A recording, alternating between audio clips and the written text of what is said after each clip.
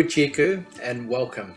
I'm Professor Kelvin Kong. I'm a ear, nose and throat surgeon, or more importantly, I'm a Warramai man from up north, and it's a real pleasure to be with you from wherever you're joining from in this beautiful land, but also a good morning, good afternoon or good evening, depending on when you're listening to this. We're here to talk about a very important issue and very close to my heart. Ear and hearing health are one of the most important things that we often forget about or don't talk about.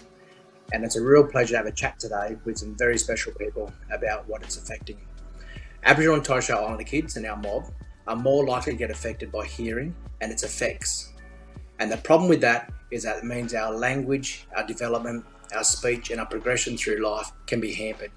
And people often think about it as a hearing test, and people often think about it as an audiogram. But in reality, what it means is they're missing out on beautiful parts of what we live in and this beautiful world and the seas and lands we're surrounded by. Birds, the ocean, the waves, all these lovely things, and also including all the song lines. And so it's really important for us to be talking about this, and it's a real pleasure to have our special guest today. So today we're talking to Hearing Australia's HAPEE program ambassadors. We have Luke Carroll, Daniella Borg, Elsie Seriat, to answer some questions and also chat a bit about their experience that they've had with hearing, and it's a real pleasure having them this morning. I'd like our guests to actually introduce themselves, and I've actually given them a question. So if you could introduce yourself, tell us who your mob is, and most importantly, who's got the best hearing in your family and why? Elsie, would you like to start for us? Morning, everyone. Kapu Batanga. My name is Elsie Seriat. I am on Karawag country in the beautiful Seriat Torres Strait region. This is actually my grandfather's country. So I have ties from the Kaiwalagal region, being Seriat, and also out to the Western Islands, the Malulgal Nation, on Mabiog Island. So my family ties there are to the Gumu Sipingur Buai, so Gumu Sipingur mob. And my clan there is the Kaigas, the Shovel Nose Shark.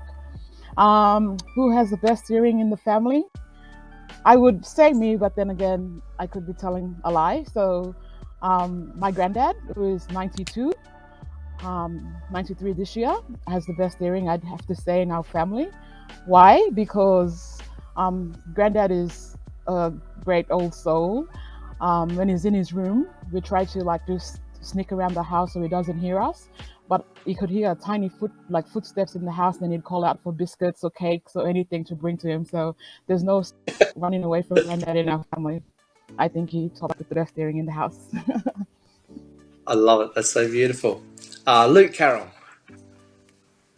Yeah, g'day everybody. My name is Luke Carroll. I'm a proud Wiradjuri man from the Riverina district of New South Wales, but born and bred on Gadigal country here in Sydney, where I come to you from today. Best hearing in the family. Well, I've got two boys, a 21-year-old boy and an 8-year-old boy, and I have to say my 8-year-old boy is the best hearing. He knows when daddy wakes up, any creak in the ground, he's up and up. I'll try to sneak down and have a bit of me time in the mornings, but he's right onto me, he is. So any creak in the floorboards, he's wide awake downstairs, wanting daddy to making breakfast and entertaining for the day. So he's definitely got the best hearing in the family. I love it. Daniella. Kaya everyone, I come to you from the southwest of Western Australia in the Noongar Nation. My people are from Balladong and Wajak. And let me see, the best hearing in my family. Well, it's not the last one and it's not the first one.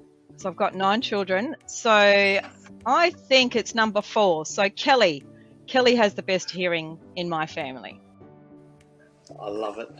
And it's so nice to hear those stories, because often when we talk about the hearing, people always worry about that little bit of paper that shows a hearing test, and I think it's so much more than that. I think those examples exemplify that just beautifully. Daniella, I might stay with you. Then 9 children, holy dooly! You don't look old enough to have 9 children for a start, and you're still smiling, which I respect a lot. Tell us a bit about your hearing journey then, and particularly I want to pick up on your youngest child you just mentioned, worrying about hearing loss. Yeah, well, like I said, I've got 9 children, and I got to number 9. So I was one of those mothers who attended the health clinic every time we were told to, according to our little health book and whatnot.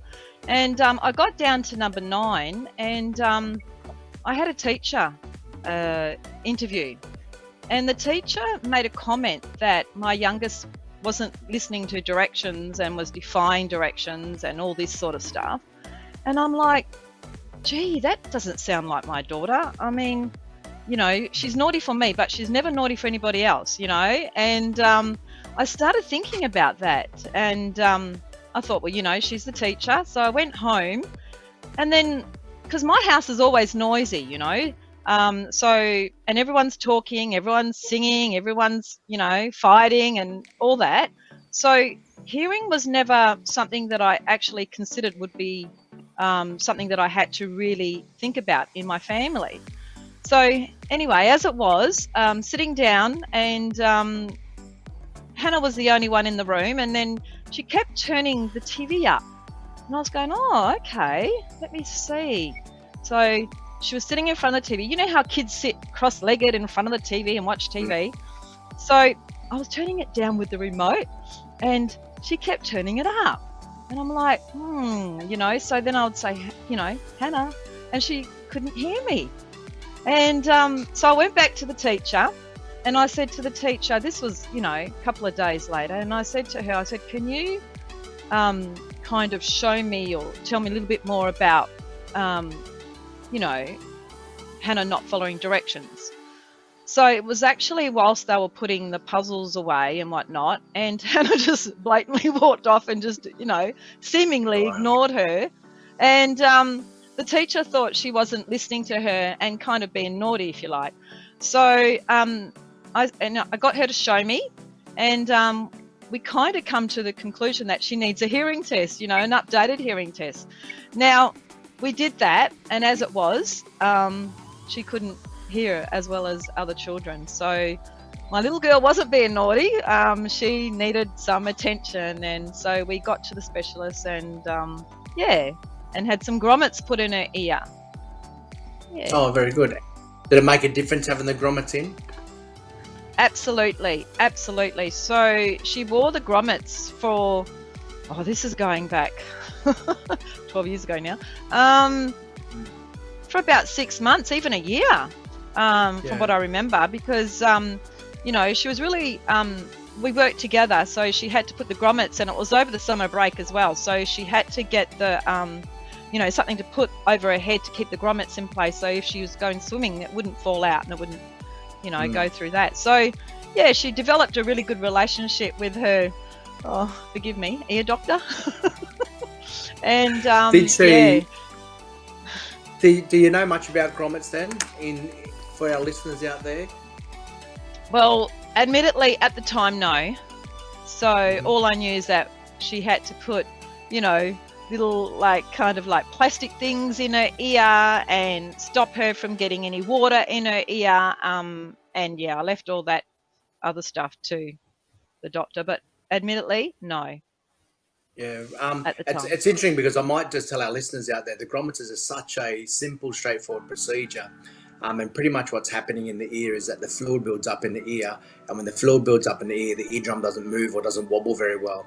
And the easiest way for our listeners to actually understand what that hearing loss is like is just walk around with your ears, fingers in your ears for, and have to do it for 2 minutes, and try and listen and partake in a conversation, particularly when it's a noisy background. And holy dooly, with 9 kids, that difference is quite profound when you are competing for airspace time and you add the TV on or the games that are being played. It gets really, really hard. And the beautiful thing about how simple it is that by putting a little incision or a little cut in the eardrum and putting this plastic tube in there, it lets that fluid come out of there and it lets the eardrum wobble again. And it's one of the few operations I do where you get an immediate result in recovery. So you go see them and suddenly they're like, stop yelling, Mum, what's going on? And I write down all the funny stories I hear, and I repeat this funny one because it stuck in me. And that is when one of the kids came back to see me a week after their operation. They said, Dr. Kong, did you know that farts make a noise? And he never thought that actually it just sort of vibrated. He was just so proud of it. And just one of those funny moments. You hear those times all the time. So it's wonderful to hear that result you got. And obviously now she's got through that, and that's the most important part in terms of education and moving forward. I might go over to Elsie now. And you've had some hearing loss in the family. It's lovely to hear your grandfather having such amazing hearing, but also a true elder getting in the 90s. That's really, really amazing to see the generations that are around your family there. And obviously coming up on Thursday Island, it's one of the few places that I haven't gotten back to. I went there early on in my career, and I'm trying to find an avenue to get up there because there's such pretty country up there. Can you tell us a bit about your hearing experience? Yeah, well, thank you. So I have two boys. They're both three, well, three this year. Not twins, but they call them the Irish twins. So one in January and one in December. I don't know how that happened. We didn't even know we were pregnant to our second son. So in our house now, because I used to live in Canberra, and then I moved back to give birth to my first bub on country. And so we're fourth generation in the house, which is pretty cool. And my first son is named after my grandfather, which I believe he has all granddad's spirit and soul.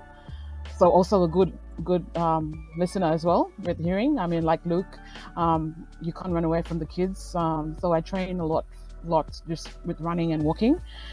So when I'm outside the house or try to get out at 6 a.m. he's up too, and I'm like, no, I don't want to push you. I'm not in the mood for a challenge and a strong mom journey today. So, it's just running away from the kids. But my sister actually has a 9-year-old. Fortunate enough to be part of her journey with the hearing loss in the family. So Katalia is her name. She's now 9, going on to 10. So she has really bad hearing loss on her left side of the ear, and so my sister, as a single mom, it was very challenging for her because Kata was born at 32 weeks and then was diagnosed 3 weeks after with a hearing problem. So it's been a journey itself with my sister Melita trying to juggle all the other kids, single mom of 3 girls, and just getting around attending to Kata, I guess, with the special hearing problem. It affects the family a lot, I guess, especially with school, learning and listening a lot. So visiting the doctors. So she was a client with the Deadly Ears team that comes up to the islands, like I think twice a year, and now has been referred to Hearing Australia. So been advised that until Kata reaches the age she's able to bration, which is pretty exciting for us. She actually wears hearing aids, but we also have funny stories for her too, like in the house if she doesn't have it on, calling out to her, and when she doesn't respond, and then her sibling would go up to her and say, hey, did you hear that mom was calling out to you, or mama was calling out? And then she goes, oh yeah, I'm dead. I don't know if she really is, but yeah, it's funny. But and I guess for me, I think the importance for my boys to be able to have the regular checks done, and just to be able to influence the community on how important it is as a kid going into school, how important it is to have the hearing test done. Yeah. Wonderful. Thank you for sharing that story, and so important. I guess very lucky to have such strong family support there as well, which is so important. Luke, I want to come to you now because obviously it's very important for us to have hearing checks, and one of the things that I certainly notice in my practice is it's always a lot of the mums that are coming in and a lot of the aunties coming in, and I'm just so proud that you're so involved with the kids, and obviously as an Indigenous father, the importance of that. Tell us a bit about how you go about the hearing checks with your boys. Yeah, thanks for that, brother. Yeah, I'm very hands-on. I am a proud father. I love my children, and I'm lucky both of them have been daddy's boys. They love hanging out with daddy, and I think I bring a lot of joy to their life through wrestling and adventures throughout, their country. So they're really attached to me, and I think it's great that I was able to take them, especially my little fella of late, to get his hearing checks. We get it done every year to make sure that everything's fine. We first got it done. He was a bit slow with his speech a couple of years ago when he was in sort of kindergarten, And so we took him along just to get his hearing checked, and it was all fine. We did all the tests, and he loved it. They were pretty fun tests and not intrusive as well. So, for those out there who are feeling a bit scared or anxious about getting a hearing check for your children or your children in care, it's not intrusive. It doesn't hurt. It's quite a little fun games they play with the kids, and it was great. His hearing was fine, luckily enough, and we go back, like I said, every year and get it checked. I get mine checked. In my line of act, I'm an actor, so I need to be able to hear people talk and respond to the lines that are thrown at me, and vice versa. So it's very important, I love playing the role of that, taking him to get his hearing checks, making sure he's fine with it, always have his back. He loves it. He's sitting over there now, not listening, playing his game. He can hear me, he said. How about that? There you go. He's hearing very good. He's even got earphones on playing his Xbox. How funny. But yeah, I love it. I thrive in the role of getting those checks done and making sure, his hearing's fine and 100%, because, he's in the early learning stages of his life. Primary school, he's in grade 3 at the moment. He needs to be able to listen to the teacher, listen to what's happening in the classroom. Learning, it's a big part of their education, is learning and hearing, part of that journey. So we do make sure we're on top of the game in those terms, and make sure that he's progressing as he should as a young man. And I guess it's also important, a question to all our panelists, songs and singing and music are so important in our culture. Did you find that an important part in getting the message across to the young ones? Most definitely, I do. I like, our culture's been around for 65,000 plus years. The Aboriginal and Torres Strait Islander culture, we're a proud people.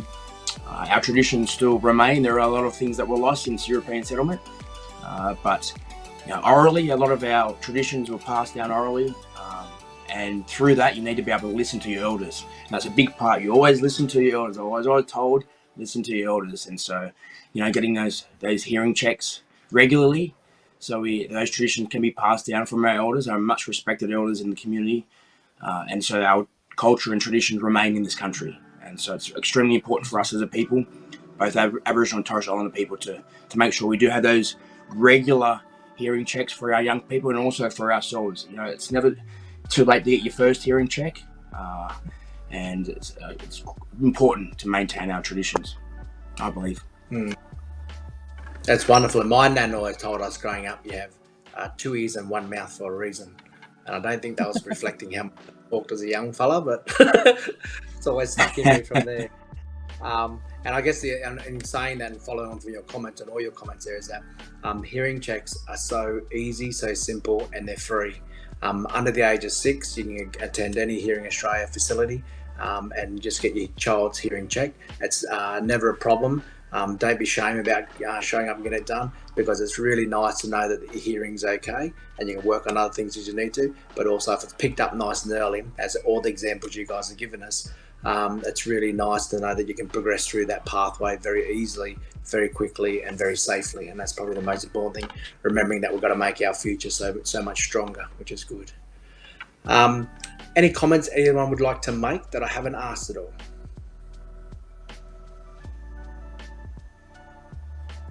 Beautiful silence. On that, I want to thank Luke, Daniella, and also Elsie for joining us this morning. It's been a really robust, fun conversation, hearing about the awareness of how important hearing is. It's also really important for us to make sure that we ensure that we get our ears checked regularly, get our ears checked whenever there's any concerns, and get our ears checked if you're ever worried about any behavioural concerns. The Hearing Australia team are really welcoming and very engaged in our mob, and so it's really important to make sure that you feel free and comfortable to get there. And so talk to your local community control centre, talk to your local doctor, talk to your local health worker, get the referrals of the hearing test and make sure that's all sorted out. Hearing Australia are very welcome for that. There's numbers available for that. 134 432 is a number, but you can Google it straight away and get that number to your local area. And there's a lot of outreach that happens with that again. So I hope everyone's enjoyed and learned a little bit about ears today, and I hope everyone has a great day. And thank you very much for your time to our special ambassadors. Thank you.